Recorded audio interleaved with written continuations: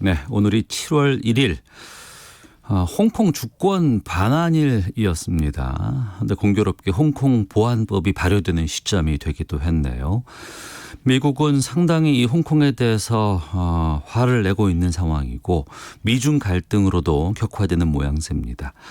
우리에게는 어떤 영향이 있을지도 궁금한데요. 전문가 연결해서 좀 말씀을 들어보겠습니다. 주 홍콩 총영사 선임연구원 지내신 호서대학교 교양학부의 전가림 교수를 연결하겠습니다. 안녕하십니까? 네, 안녕하세요. 예. 전 교수께서 3대에 걸쳐 중국을 연구하고 계신다고 하는데 어떻게 된 건가요?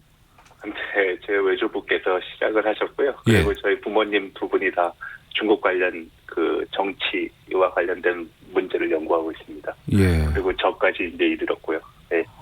폭넓게 홍콩에 대해서 좀 질문을 드려도 될 것 같습니다. 네. 고맙습니다. 하나씩 좀 여쭤볼까 하는데 오늘이 홍콩 주권 반환일이잖아요. 네, 맞습니다. 1997년도 7월 1일 날 중국으로부터 반환이 됐죠. 네. 예. 영국으로부터 중국으로 반환이 됐죠. 네. 반환됐는데 중국과 홍콩은 같은 나라인데 제도는 달라요. 네, 맞습니다. 이제 지난 한 100년 동안 영국이 지배를 해왔습니다. 그래서 영국령의 어떤 부분으로서 존재했던 것이 홍콩인데 97년을 기점으로 해가지고선 중국에 반환되는 과정에서 제도적인 차이 그리고 사회 문화 양식에 있어서의 차이를 인정한다는 측면에서 양국 간의 일국양제라는 한 나라의 두 가지 제도를 시행한다라는 내용의 합의를 했고요. 그리고 영국의 입장에서 보면은 그간 홍콩을 관리해 오면서 가졌던 어떤 일종의 부가가치일까요? 그런 거를 이제 지속하기 위해서 고도의 자치라든지 홍콩인에 의한 홍콩 통치를 50년 동안 보전한다라는 것을 중국으로부터 확약을 받은 상황입니다. 그래서 사실은 홍콩은 지금은 중국이라고 볼 수 있지만 여전히 체제와 제도 그리고 사회 문화 양식적인 측면에서 보면은 중국과는 상당한 차이가 있다라고 말씀드릴 수 있겠습니다. 네, 영국은 그 입장을 계속 지키려고 하고 있지만 중국으로서는 또 달갑지 않은 상황일 수도 있겠군요. 그러면. 네, 그렇습니다. 그게 이제 지금 우리가 얘기하는 홍콩 문제와도 관계가 되는 건데요.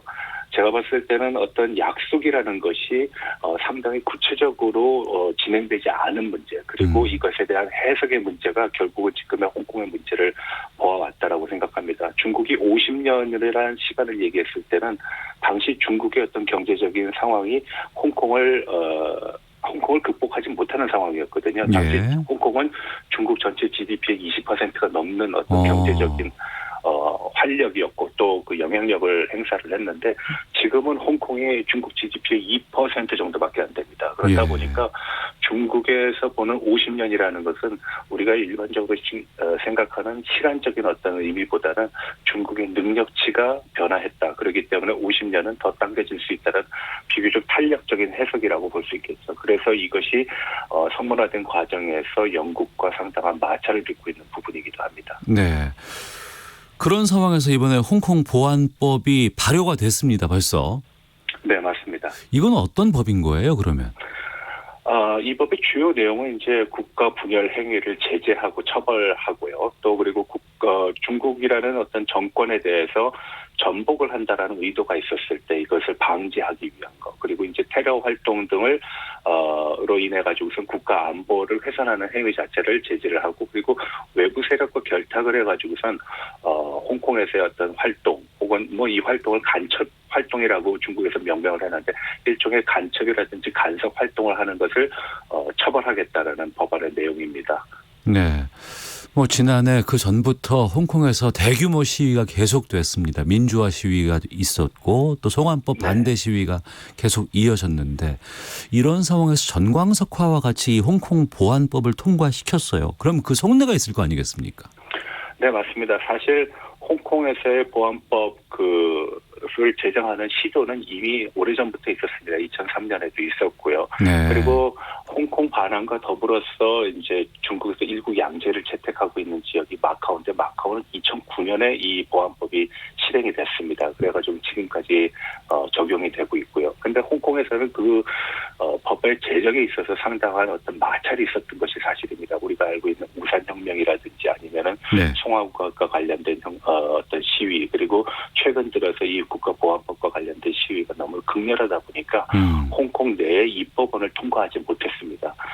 근데 사실 이 홍콩 보안법과 관련된 문제가 여러 가지가 있는데 이 중에서 가장 심각한 문제 중에 하나라고 얘기할 수 있는 게 바로 이렇게 조속하게 처리됐다라는 겁니다. 네. 어떤 절차적인 정당성이라든지 적용 지역에 관련된 지역의 사법, 행정, 입법 부분의 어떤 미참여, 그리고 법안의 중요성은 인정하지만 마치 깜깜이 법의 제정이라든지 일반적 수용을 강요하는 듯한 인상을 주고 있고 또 실질적으로 그러한 모습이 나타나고 있다는 것은 사실 체제적인 한계 혹은 그 특징이라고 얘기할 수 있는데요. 그 21세기 중국의 어떤 국제적인 위상과는 네. 상호 배치되는 그런 상황이라고 볼 수 있겠습니다.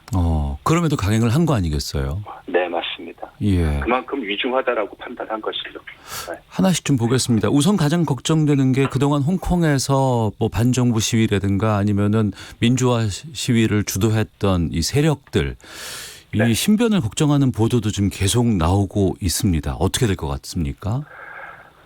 이 문제가 상당히 지금 민감한 문제로 대두되고 있습니다. 일반적으로 이제 법률을 얘기할 때는 법률 불소급의 원칙이 적용이 되는데요. 네. 이 홍콩 보안법은 속칭 외국 세력과 결탁 혹은 국가 분열, 국가 정복을 기도하거나 테러 행위들을 금지 처벌하는데 옥상옥의 어떤 법의 어떤 지위와 형태를 갖고 있습니다. 그래서 기본적으로는 홍콩에서 발생된 문제는 홍콩의 입법기관과 사법기관을 통해 가지고 이 문제가 처리돼야 되는데 네. 반해서 홍콩 보안법은 중앙정부인 중국에서 이 문제를 해결하고 처벌할 수 있다는 문제가 있습니다.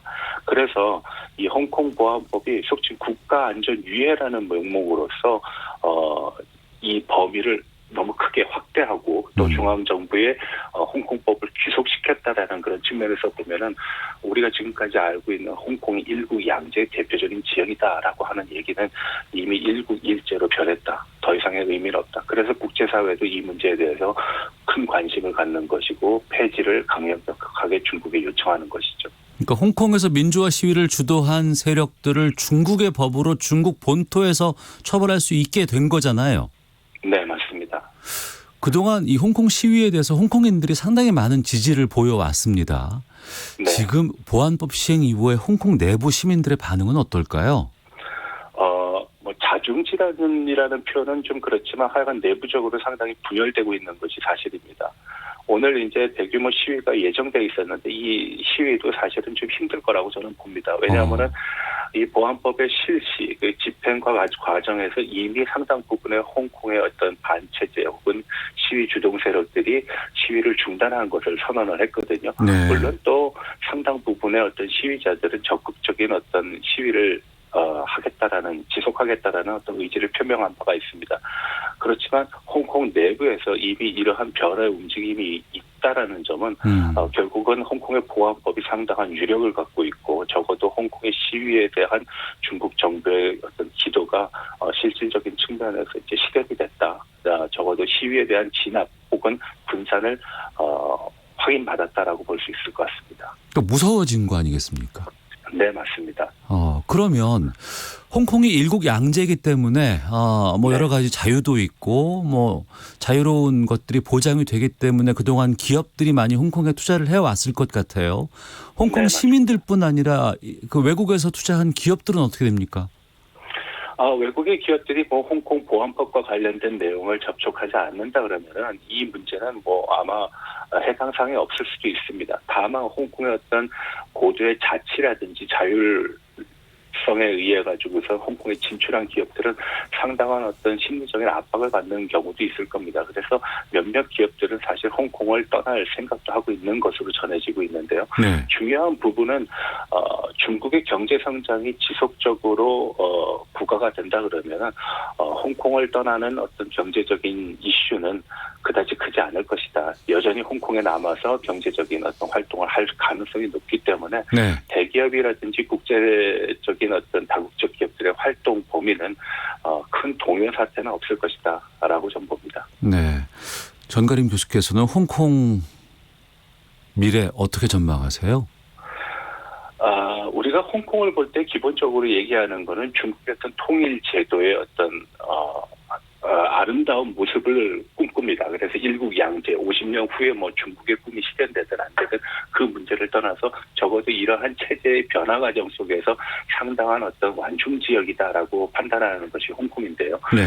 지금 홍콩의 상황을 보게 되면은 이 완충으로서의 역할은 이미 사라졌고요. 그리고 중국의 강력한 힘이 홍콩에 투사되고 있다. 그리고 그런 것이 홍콩 사람들의 어떤 입장은 고려하지 않은 것 같은 모습이 보여지고 있다라는 것이 이제 큰 문제라고 보고요. 또 한 가지는 이제 국제사회에 대한 중국의 약속이 중국의 어떤 개별적인 해석상의 문제로 이것이 변화될 수 있다라는 선례를 남겼다라는 점에서 보면은 굉장히 좀 안타까운 부분입니다. 결국은 국제사회에서 중국이 책임 있는 대국이라는 걸 얘기하고 있는데 과연 이 책임 있는 대국인가라는 의문을 던질 수밖에 없고요.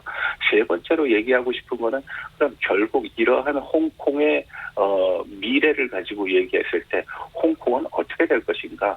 홍콩으로 남을 것인가? 제 생각은 아마 심천시 홍콩구로 남을 가능성이 높다라고 생각합니다. 어떤 뜻이죠, 그게 그러면?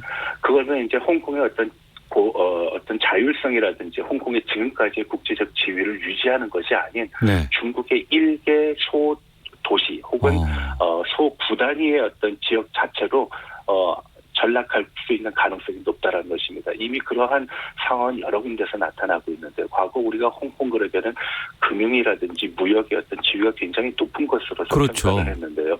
지금 물류 부분에서는 이미 신천이 그 지위를 대체를 했고요. 그리고 무역에 있어서는 아직도 상당한 지위를 갖고 있는 것이 사실이지만 상해라든지 다른 지역에 상당히 상대적으로 이제 약화되는 것도 사실입니다. 유일하게 남은 거는 금융 지위인데 중국이 지금 홍콩의 금융 지위를 상해나 다른 지역으로 옮기고자 하는 그런 전략이라든지 혹은 계획을 세워놨기 때문에 결국은 홍콩이 국제사회에서 지금까지 우리가 인식해왔던 그런 지위를 행사할 수 있을까, 지속할 수 있을까에 대한 문제는 남는다는 것이죠. 네, 홍콩 보안법 제정 이후로 미국, 유럽에서 상당히 많은 반발이 나오고 있습니다. 미국은 보복 조치로 이제 그동안 홍콩에 특혜줬던 여러 가지 규정들 이런 것들 다 지금 중단하고 있는 상황이고 이게 미중 갈등으로 격화되는 양상으로 보이거든요. 어떻게 전망하십니까? 네, 맞습니다. 지금 마치 홍콩 사태가 하나의 어떤 가치관의 대립으로서 나타나고 있는 양상을 보이고 있습니다.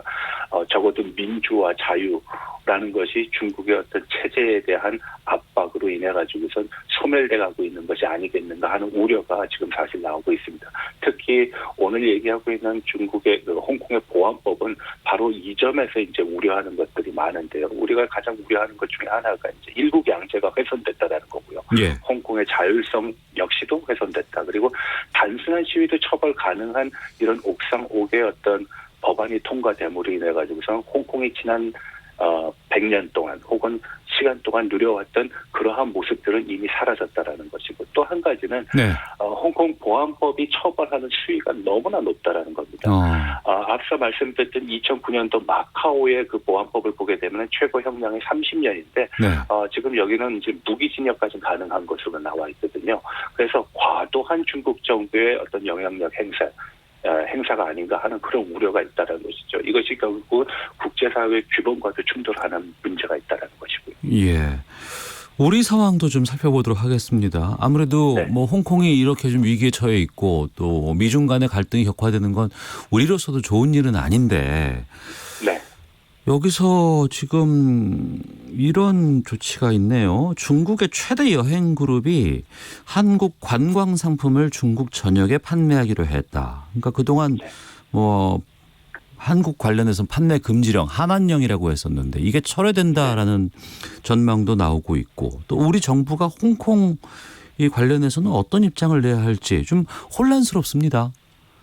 바로 어제 그 홍콩 보안법과 관련돼 가지고서 정부의 입장을 표명한 바가 있습니다.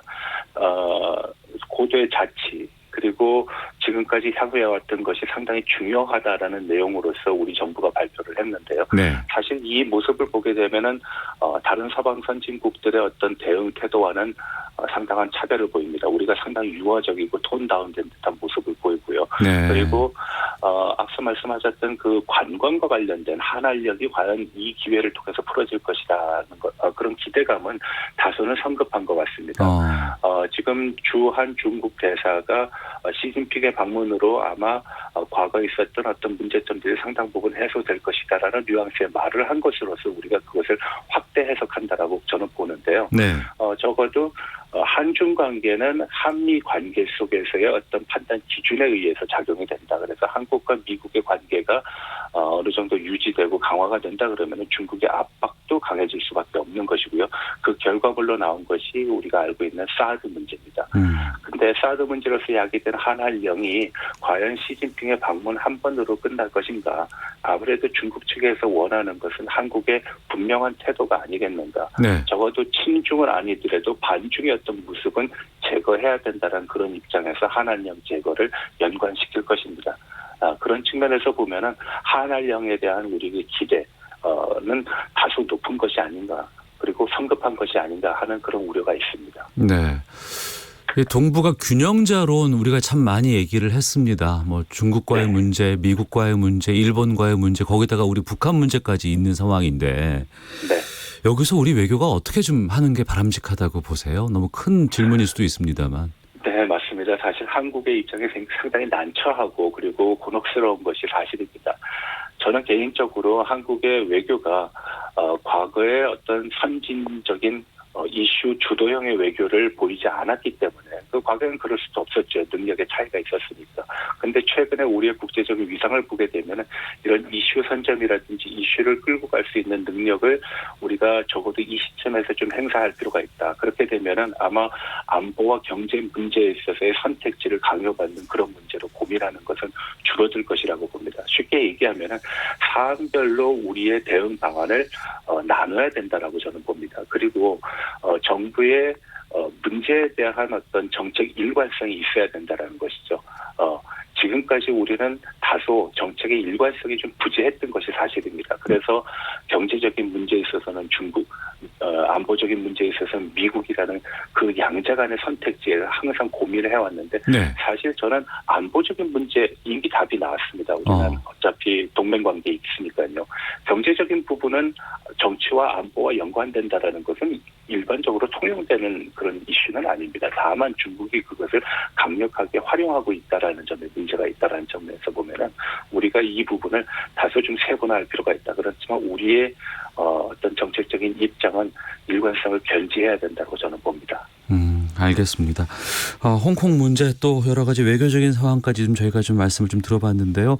홍콩에서 또 다른 변화가 좀 있게 되면 그때 또 모시도록 하겠습니다. 네, 알겠습니다. 예, 오늘 말씀 고맙습니다. 고맙습니다. 네, 지금까지 주 홍콩 총영사 선임연구원 지내신 호서대 교양학부의 전가림 교수와 함께했습니다.